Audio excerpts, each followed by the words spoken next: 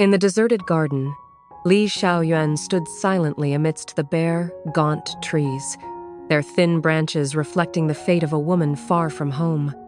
The unseasonal weather meant sparse fruit, and the dry, cracked ground was dappled with faint sunlight. The silence was so profound that only the rustling of the wind through the leaves could be heard, a seemingly inanimate sound that inadvertently cut into her heart. A bitter pang like salt rubbed into the still healing wounds of a stranger. She stood there for a long time, her gaze distant, her heart heavy with nameless thoughts. She sighed softly, wondering what the coming days would hold. As harvest season approached, yet reality proved far harsher than she had imagined when she left her hometown for the city. A rumbling stomach brought her back to reality. It was already time to cook, but she had been so lost in thought that she had forgotten the time. Uyen bent down to the flickering fire, picking up the perfectly cooked potatoes, their charred skins emitting a familiar smoky aroma. But as soon as she set them down, a strange, pungent, and unpleasant smell wafted up, startling her.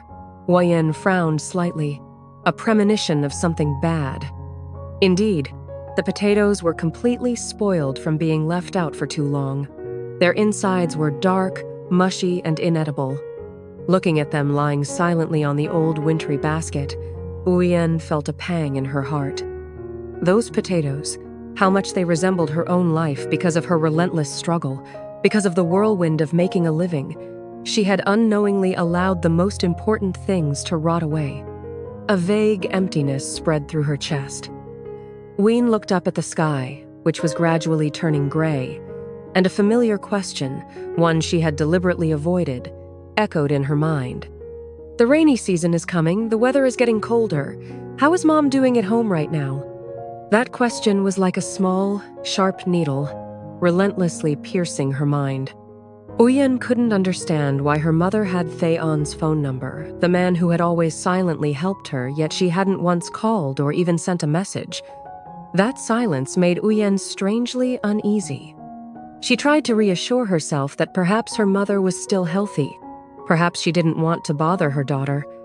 But the more she thought about it, the greater her worry grew. Unable to bear the overwhelming feeling of loneliness, Uyen decided to go to the market to buy some fresh vegetables.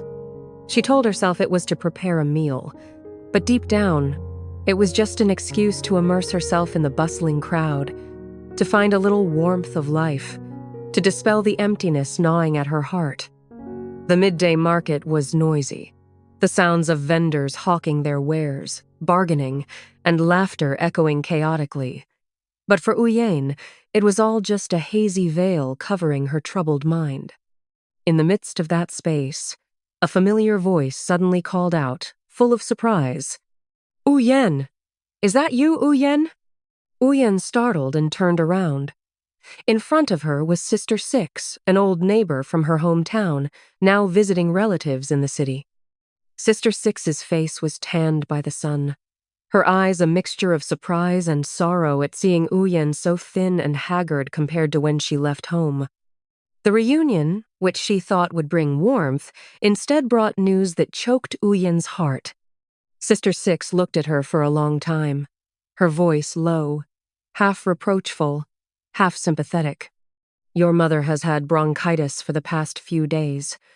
She's been coughing a lot, Uyen." Every word from Sister Six fell like a sharp knife, cutting straight into the heartlessness that Uyen had deliberately concealed for so long. Her ears buzzed, her throat tightened. It turned out that her mother had kept her illness a secret, enduring it alone for fear of worrying her daughter, for fear that Uyen would abandon her work in a foreign land and return home. Sister Six urged her to hurry home, because her elderly mother was waiting for her every hour, every minute. Uyen choked back tears as she thanked Sister Six, her hands trembling as she clutched the strap of her bag. Without time to think further, she hurried out of the market, her heart filled with remorse. She blamed herself, wondering why she had let her mother battle illness alone, why she only realized how thoughtless she had been when someone reminded her.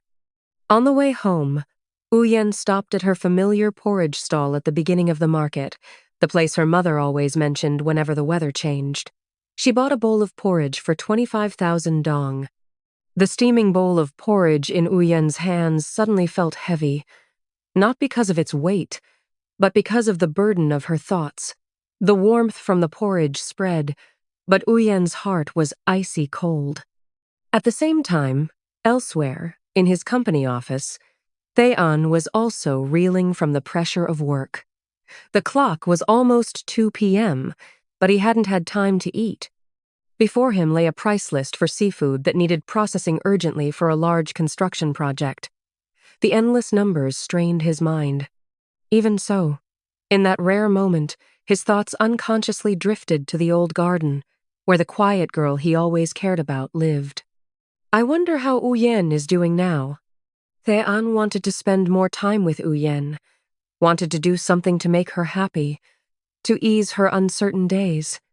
But the demands of the construction project, his career, and his responsibilities wouldn't allow him to leave his post. He could only tell himself that there would be a time. When Uyen stepped into the old house, the silence was eerily oppressive. The stillness made her heart sink, and a clear sense of foreboding arose.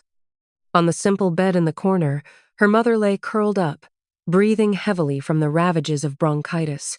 Looking at her frail figure, Uyen felt a pang of sorrow run down her spine. She hurriedly helped her mother sit up, clearly feeling the intense heat from the fever and the sweat soaking her mother's shirt. Uyen spooned hot porridge, a bowl of porridge bought from her mother's favorite vendor, her hands trembling, trying to keep her voice from breaking. Tears streamed down her face, mingling with the burning remorse in her heart. In that moment, Uyen realized that, all this time, she had been so preoccupied with life that she had forgotten the most important person in her life. She choked out, "If anything happens to you, Mom, I can't live."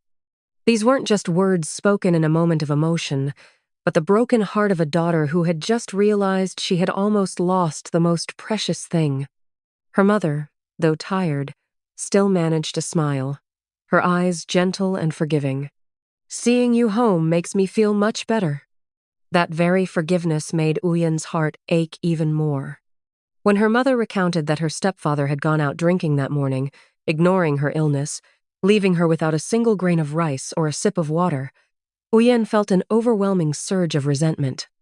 The fragile peace was quickly shattered by the slurred cursing when her stepfather returned drunk.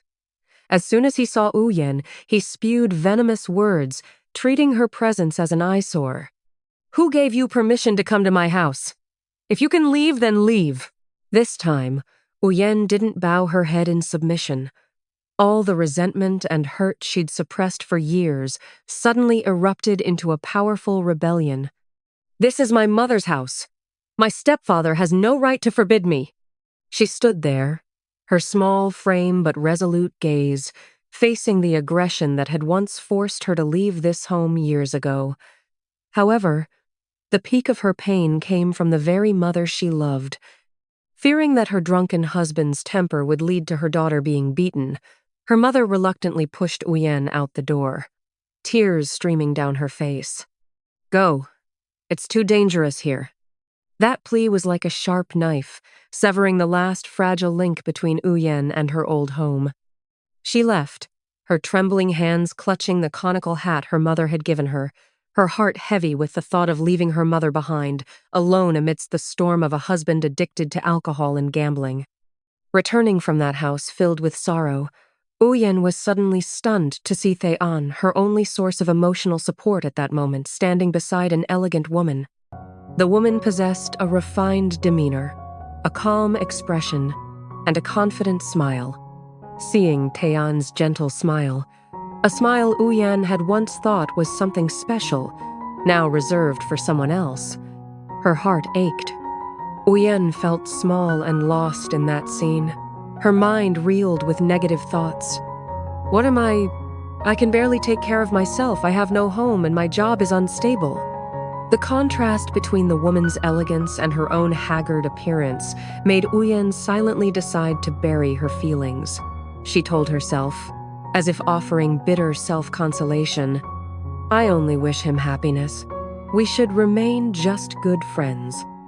It was the silent sacrifice of someone indebted but afraid to reach out and touch happiness.